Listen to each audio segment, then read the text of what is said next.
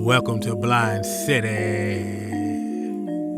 I had to lose my sight to find my vision. Are you blind? Are you blind? Open your eyes. They lying every time, so I don't trust men, only trust God. I had to lose my sight before I could see the light. Welcome to Blind City. See, Blind City is a condition. Crime, racism, and poverty. We have to put the word neighbor back into hood. I had over 31 surgeries and lost my sight and fight to glaucoma.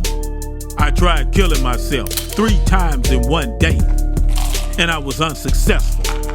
And then I heard a voice tell me, use your weakness as a strength to inspire and create awareness through Blind City, the podcast. I will address the issues that are plaguing our society, like poor education, that are turning our broken neighborhoods into the breeding grounds for prisons, bootleg preachers, crooked politicians that have my people dancing like strippers in the community. Let's talk about it, or we can flip tables like Jesus. Welcome to Blind City. This is Blind City, the podcast. I'm your host, Langford Cunningham, along with Dr. Porter. We are the therapy for these streets. And like I said before, the most dangerous man in the world is a blind man with a handgun. Welcome to Blind City. I'm your host, Langford Cunningham. I had to lose my sight to find my vision. We got an exclusive interview. I have a very special guest just rolled up to the city, and she has an inspirational story. And we're going to get right to it, talking about this human trafficking issue going across America through the pipelines from California to St. Louis, Chicago, Memphis, all over, even during this pandemic where people are isolated right now. So we got to keep everybody on point what's going on while we dealing with this pandemic, because these toxic situations are not going away. Kate, how you doing? I'm doing well. How are you? I'm blessed and blind, Kate. Still praising the Most High. I'm glad to have you. Welcome to the city. Thank you. Absolutely. Glad to be here. Okay, good. You ready to handle business? I am. Let's tell the people your story. When you and I talked on the phone, you told me you were you got caught up in human trafficking. Yes. Let's let the people know how you got caught up. Absolutely. You know, that story could take a very long time, so I'm going to keep the main points going here. You know, the short version is I was on the streets. I was dealing with drug addiction, alcoholism. I didn't know it. I didn't really know what that was. I was 18 and dealing with some undiagnosed mental health, undiagnosed PTSD from previous trauma. And you know, I was just running around. I was working in the strip clubs. It's the only way I thought I knew how to make money, or that I could make money. And I thought I would get in and get out quick. And that didn't work. When I got in, I thought I was street smart as well. And I got into the life, and the drugs pulled me down more, and just the people that I got involved with. And now, how did you get lured in, though? Yeah, so I actually had a friend of mine who was a stripper in high school. And she was, you know, she would come to high school and then she would go work in the clubs. And so when I ended out on the streets and didn't really have a place, I was living in a car, she said, hey, come on over here and work. You know, you can make some money pretty quick. It's not that big of a deal. You can make as much as you want, get out. And so that's what I thought I would do. It took me, right? Like that life took me. And once you get into that life, the shame, the guilt of, you know, being a stripper, of being a sex worker, all of that comes up. When I was in part of that, I was trying to get out, and I met a woman who said, hey, you know, my man, we work in California. He's in the record industry. We can do some promotions. Like, why are you here making chump change when you can come with us to California and make real money. Now, what state were you in when they said you were making chump change? I was in Oregon, Portland, Oregon. Okay. Yeah. And, it happened quick. It was within 3 days. I went with them.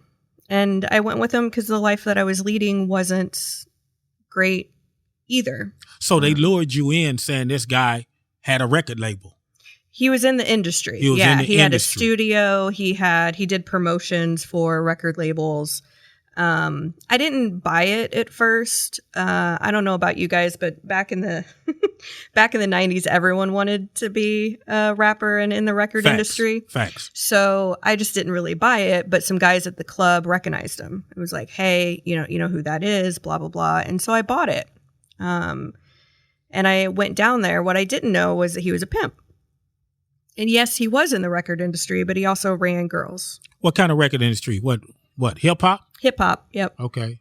Mm-hmm. He's supposed to have his own label. He was in the industry dealing with artists then. Yes, dealing with artists and then dealing with promotions of other artists at different labels. Now, was he? Was he actually doing that? Okay, actually, he was. Okay. And that's what kept me in. A sheep in wolf's clothing. Oh, okay. Absolutely. Right. Or wolf in sheep's clothing. Okay. Right. And we got down there and, I was away from everyone I knew. I was away from the family that I did have.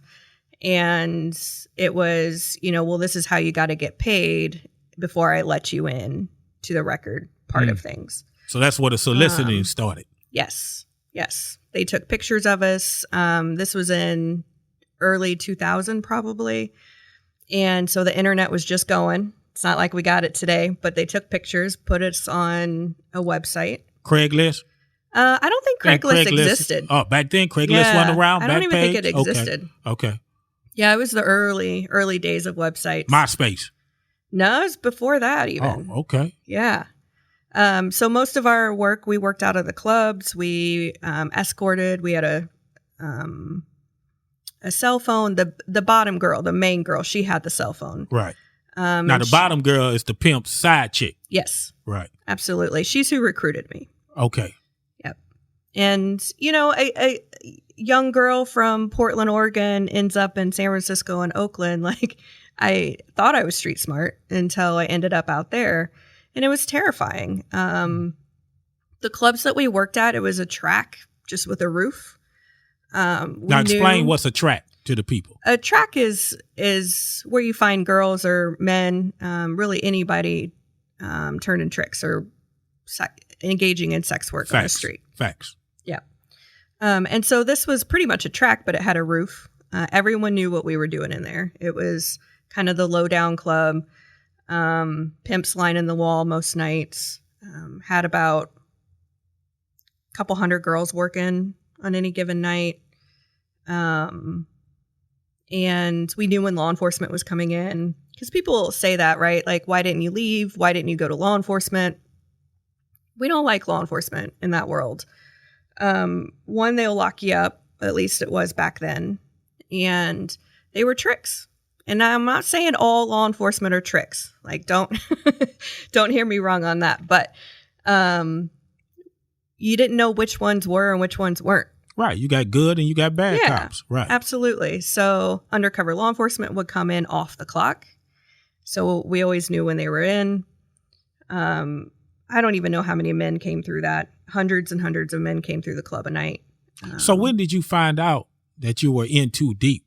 Like when the soliciting started to begin and you started being with different men, did you say to yourself, like, wait a minute? Oh, absolutely. She started training me, the bottom girl. She started training me how to make the kind of money that we needed to make. We had $1,000 quota a night, and that was minimum. And, my pimp would say things like, no, don't do anything illegal. We don't want you out here. That's not how we are. But then she would show me how to make the money. So he kept his hands clean 9 times out of 10. And then she was the one who was saying, well, this is what you do. Here's the consequences if you don't do it. And it wasn't very long before I went, oh, shit. Oh, we can cuss on here, right? Yeah, that's the hood. Yeah, we represent from the hood to the suburbs. We keep it 100%. Blind City, the podcast. Yeah. So that's when early on I was like, oh shit, like how do I, okay. And then it was trying to figure out how you get out. But after a while you just buy into it. Cause I didn't see a way out. And I was making a ton of money. Granted, it all went to him. And so he bought you clothes, he fed you. Oh yeah, so we he stayed never in really a nice put house. money in your hands. No, I didn't have cash in my hands at all, except when I got it. And it all went to him. We lived in nice houses. At first we lived in a hotel until they could figure out if they could trust you or not, or if you were going to bring the cops in or whatever. But then they would take you back to your house, or to his house, which was actually his studio. And there was like a separate part from the house to the studio. And it was lots of security, 8-foot fence, 2 pit bulls in the yard, cameras everywhere, separate security systems from the studio. Big time. He was big time. Yeah, he wasn't messing around. So he wasn't a small corner pimp. He was big time.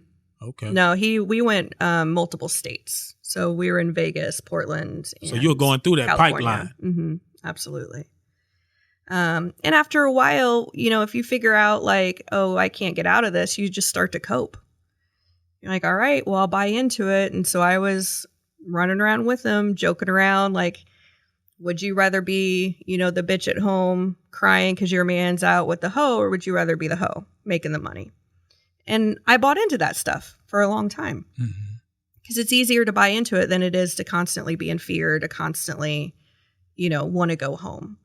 Right. So the fear basically came with, I'm afraid of this dude, so I might as well just adjust and deal with it. Yep. Yeah.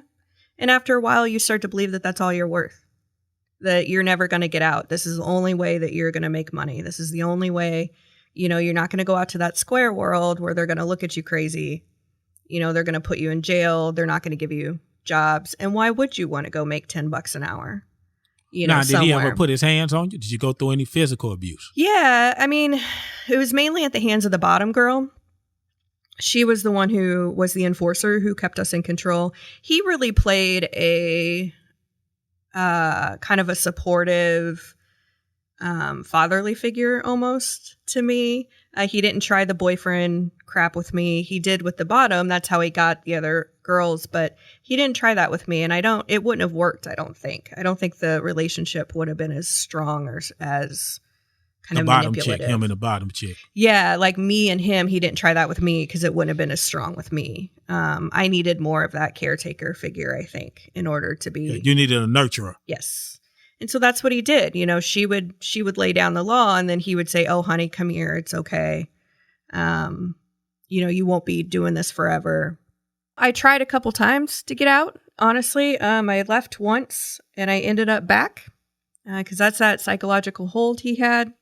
I was convinced that, that was the only way, that's all I was worth. And so when he showed back up after I left the first time, he convinced me, to go back. And the final time I left, I actually reached out to, I was pretty heavy into drugs. This particular pimp, he didn't like it when girls did drugs because you can't make money. Now, What kind of drugs were you taking at that time? Oh, goodness. Just in case we got some people out here on it. Yeah, it was what wasn't I taken at the time. I was definitely involved with cocaine, methamphetamine, ecstasy, GHB, all the club drugs, and alcohol, of course. And we weren't supposed to be getting high. I was at a point where I was left alone in the city in Portland by myself to make money and get it to him. And he found out I was doing drugs. I was spending his money on drugs that I just shouldn't have been doing that. Well, this the money you was making, but you was giving it to him. Yeah, right, but in his mind, it was his money. So he called me, he came back and he was just like, look, I'm going to come pick you up. You're coming back to California. And at that moment, I really knew that I was going to be in a dumpster, or I was going to, I didn't know what was going to happen. I was going to be sold, or I was going to be in a dumpster. And so I hid, and I reached out to a family physician from one of the clubs at midnight, had her personal number, and I just was like, I can't do this anymore. Didn't tell her about the prostitution, didn't tell her about, the pimp, just the drugs, and I just can't do this anymore. So she tried to get me into treatment. She spent a couple days doing that, and I hid out with a friend until she could get me into drug rehab. And I wasn't going to get sober. I was going to hide, really. And Exactly. I was told it was going to be, detox, couple weeks max, and had a party with some friends lined up for when I got out, because that's the type of drug addict I was, right? I was going to go get a break, come back out and party some more. And that didn't happen. I ended up staying in rehab for 96 days, to be exact. I remember exactly how many days in inpatient. Amazing. 96 days. Yep. And then they shipped me across the country. So this was in Oregon, and they shipped me to Minnesota to go to a sober house there. They knew full well if they put me back in Portland, that I was going to be, back to drugs, back with the people that I was with, potentially back with the pimp. Now, they never came looking for you? Oh, I'm sure they did. And I ran into some folks in Minnesota about 2 years later that called me by my old street name back in Portland or in California. And, it scared the crap out of me. I was working at Marshall's at the Mall of America, making $8 an hour. Right. Mall of America. That's one of the biggest malls in Minnesota, yes, right? Absolutely. Okay. And they just walked by and they called me by my old, name. I ran in the back and hid. By that time I had been out long enough. Like, I didn't have that street girl necessarily anymore. Like, I was scared. You're vulnerable. Oh yeah. And, I didn't work there very much longer, but I don't think they ever came looking. He's still around. I know that. I know he has some property in Chicago.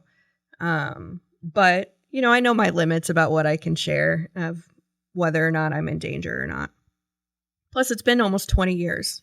I've been out 18 years, been sober 18 years, and I don't think I'm a threat to him anymore.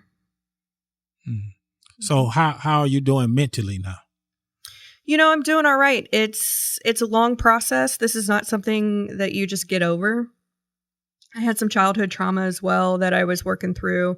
I didn't see a therapist for a really long time. I was in recovery, in 12-step recovery from addiction. And I just spent my time doing that, like trying to stay sober, got a job, went to school, and went to therapy finally about 7 years ago. And that's honestly saved me. Okay. Mm-hmm. Well, before we turn it over to the doctor, did you go through any family dysfunction because you ended up on the streets? Were you a runaway? Yeah, it was a mix of, I ran away from my parents' house. My dad was dying of cancer. My mom and I's relationship was trash. And, I was an addict by then. By the time I was 18, dealt with some childhood trauma stuff, not from my parents necessarily. It wasn't the healthiest environment. It was kind of abusive. But that was definitely a vulnerability. You don't just land in human trafficking or get picked up by a pimp. There's usually something else going on. And this is what we see what's going on today in society. And we have discussed this issue several times on other episodes.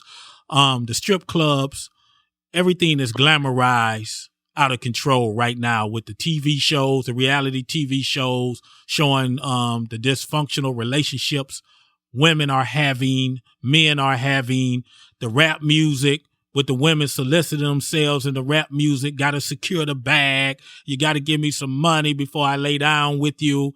And the popular strip clubs, a lot of these girls from the inner cities and around America and the suburbs are going to strip clubs now more than they going to school because it's advertised through the rap music. It's glamorized on TV. And now they're getting caught into a pimp culture and they really don't know it. They think it's normal.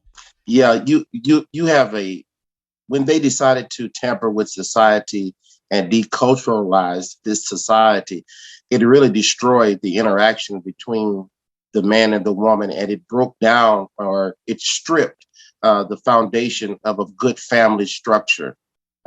When they begin to deculturalize society, from a normal perspective, you found then that the roles of what it meant to be a man, what it meant to be a real woman, what it meant to be a mother and a father, they became very distorted and lines became blurred. A lot of times we see incidents like this happen because there is not the proper care of the child. It's not the proper love. A lot of times there's abuse, physical abuse, verbal abuse, mental abuse, and sexual abuse a lot of times happens. And sometimes it can just be the parent, they're just not there. They've checked out to a certain extent and the child feels abandoned. A lot of times there's arguments and fights that go on between the child and the parent because the parent themselves are dealing with so many issues. And because they do not know how to express those issues or how to get help, or if pride kicks in and they just feel I can handle this on my own, it begins to trickle down and affects everything around them, especially the child. And when you add the dynamic of media and the pressures of media, now that right there just makes for a terrible mix. And so it can become confusing for a young lady when she's going through the adolescent stage, when she's trying to figure out and find herself. A lot of times there's peer pressure on how I look to fit in, all of these dynamics.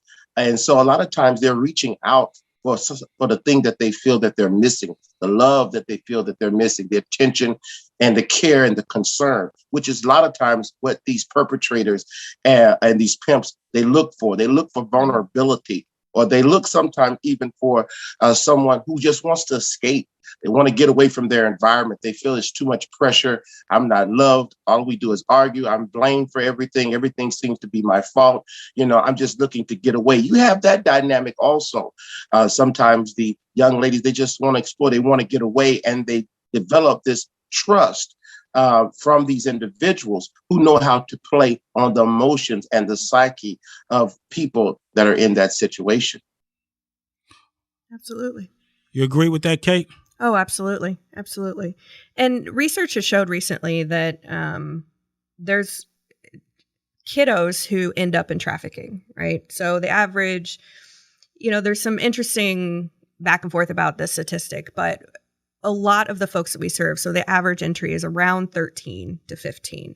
And so what we found, even through, the work that I do today, is that a lot of these women, a lot of the folks that we serve, a lot of the folks that we find in the clubs, they've been doing this since they were, 12, 13, 14 years old.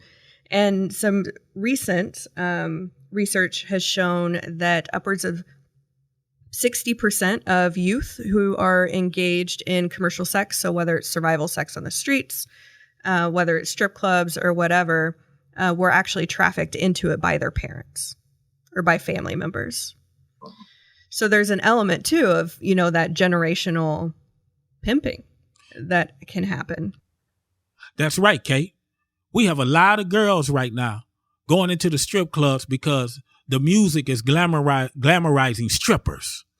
They making everyone think they can strip and get a TV reality show. And that is crazy. And a lot of these girls are being fooled. They're being hustled, and they're already coming from a family where their mother was a stripper. Their grandmother was a stripper. It's kind of a cycle. I remember I asked the guy at the strip club, I said, man, how do you keep getting all these girls? He said, man, I've been here for 20 years. Their mama was a hoe. Damn, Dr. Porter. They say if a woman sell her womb, she's out of her mind. Well, what you're seeing is you're seeing the normalizing of dysfunctionality. Mm-hmm. When you have a society that basically is devoid of a lot of integrity, and you have a sex-filled society which promotes sexuality, which promotes the freedom to do whatever it is that you want to with your body, and it's normalized. Now you see a society or a people who now move off of their lust. And because this system is based on thelema, which means to do as thou wilt is the whole of the law, there's a lack of discipline and control many times of our emotions. So you have a lot of people who just operate off of their stimuli, and that dopamine that is released from sexual fantasies and from pornography and even coping mechanisms when people use narcotics and drugs. The dopamine is released. That's where the addiction comes from, because it's very hard to reproduce that. You want to stay on that high. You want to keep that same feeling until it begins to overtake you. And then all of a sudden you feel yourself, losing yourself. But for the most part, that's how that gets hooked. And that's why a lot of people are not saying anything, is because it's providing a stimulus for them as well as financial gain. And when you have a system that pushes that, you could have an artist that goes into the record label and they could be straight laced and have good positive songs, and the record label will tell them that won't sell. The same thing with an actress. They'll say, you got to sexy it up because this is the dynamic that's being pushed. Listen, we're living in a very unstable society. We're living in Babylon right now. And it's going to be incumbent upon us as individuals to start taking back control of life and start taking back control of decency. Once we get back from these messages, we're going to talk with Kate, what she's doing now, what her organization is doing. Kate then turned her life around 360 degrees, and she's out helping young girls escape from their pimp. We'll be right back after these messages. Blind City, the podcast. The views expressed on Blind City are to inspire and motivate people who are struggling through the dark times and searching for the true light. Are you blind? Are you blind? Open your eyes. They lying every time, so I don't trust men, only trust God. I had to lose my sight before I could see the light.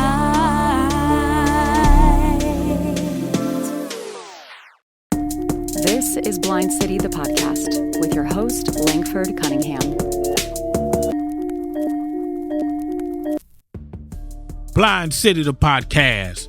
We have an exclusive interview with Kate on human trafficking, how she escaped her pimp, but now she turned her life around 360 degrees. So Kate, once you got out of rehab, you went back to school.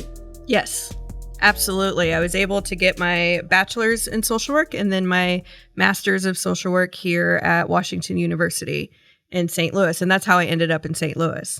And from that, I've been able to I'm the founder and executive director of Healing Action. So we are an organization that helps women and men, anyone who's experienced commercial sexual exploitation.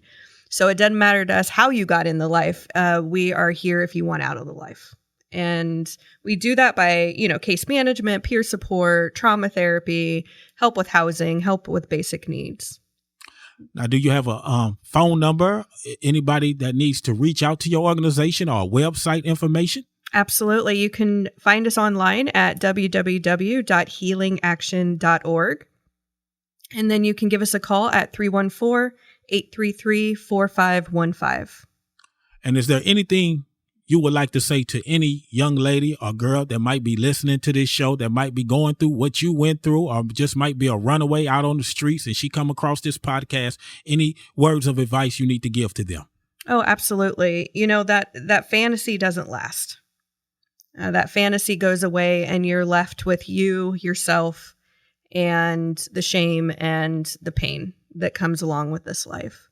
And so there is a way out. It's a long, hard process. But it's well worth it. That's all right. Doc, any last words? I think she just really summarized it. Healing is definitely needed, and we need to do our best to heal each other and to make sure that we do our best to seek healing for ourselves, and then realize just because you fall doesn't mean you can't get back up. There's always hope. As long as you have breath in your body, even if you've gotten into something and you feel there is no hope, there is hope, as Kate just demonstrated with her life. So you can make it. Everything can be all right. What an inspiration. Kate, thank you for stopping by the city. Absolutely. Thank you for having me. Thank you for your advice. And Blind City Podcast. That's why we created this platform, to help and inspire people and change their lives. You can go to blindcitythepodcast.com. If you're in trouble, if you're kidnapped, if you're out there running the streets, go to my website, blindcitypodcast.com, and see the crisis hotline. And please call it. Besides that, we're out of here. Riva Dirty, Blind City, the podcast. Check out Blind City the Podcast, subscribe to our YouTube channel, or go to blindcitythepodcast.com.